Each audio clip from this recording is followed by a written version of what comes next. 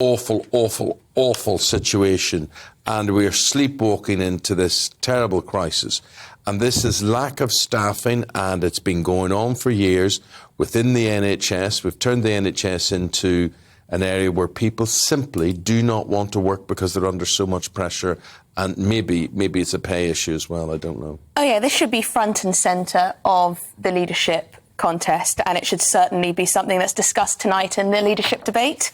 Another leadership debate. Yes, apparently thousands and thousands of shortages among key frontline workers, so doctors, nurses, midwives and so on. We simply don't have enough, and they're projecting that because of our ageing population we're going to need about 500,000 new workers in the NHS over the next few years. So that's something the government needs to work on. And as you say, I think there are many factors that come into play. Yes, pay is one issue. The fact that many people in our NHS are going part-time. Yeah. 77% of staff in the NHS are women, which is fantastic, but a lot of them do go part-time. I know from personal experience, friends of mine, once they've had children, go part-time, which is good for them, but not good for the service. Yesterday, also in the news, was that, most GPs are working far fewer hours than they used to in the past, which, of course, is contributing to the backlog. But I think the pay issue is there. There doesn't seem to be a way of differentiating between people in terms of their individual merit. So you're sort of stuck in these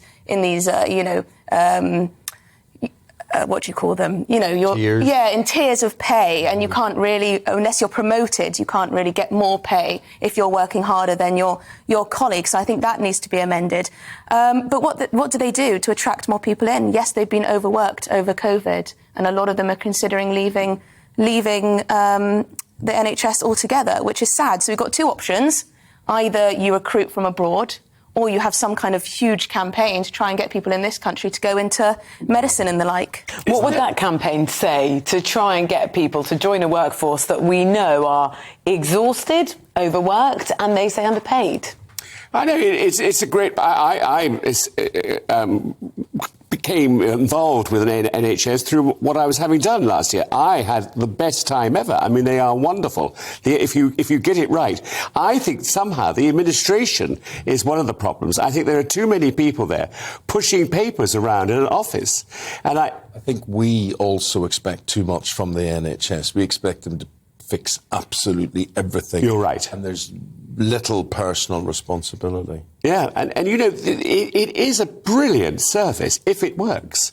Biggins, I was like you. I had a week in hospital 6 weeks ago because of my back, and NHS. And in answer to your question as to where the staff come from, I'll tell you where they come from.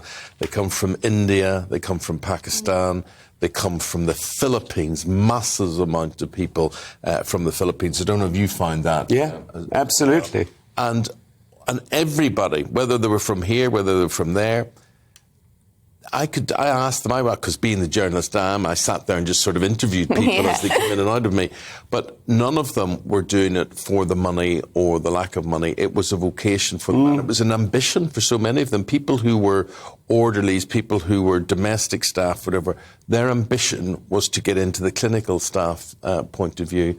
And that's I think that's true, but I don't think it's necessarily the truth for absolutely everyone who goes into medicine. I know people, because it's one of those, to become a doctor, it's one of those jobs that you might just consider to be something that's high status rather than simply a vocation. And then you might be disappointed when you're not earning as much as your friends in the city. Yeah. So I think it depends on the person. I think it's a very good point, a very good point. So why isn't this story, it's front page of The Guardian, front page of The Mirror, and we all care about the NHS, why isn't that front and centre when it comes to the race to be the next Prime Minister? Well, because they're not interested, because they're just interested in themselves. The egos of these two people is frightening. And also, I'm not interested. I won't be watching this thing tonight because, you know what's going to happen. What more is there to say? Exactly. Very good point. 5 more weeks of this. And many more debates to come.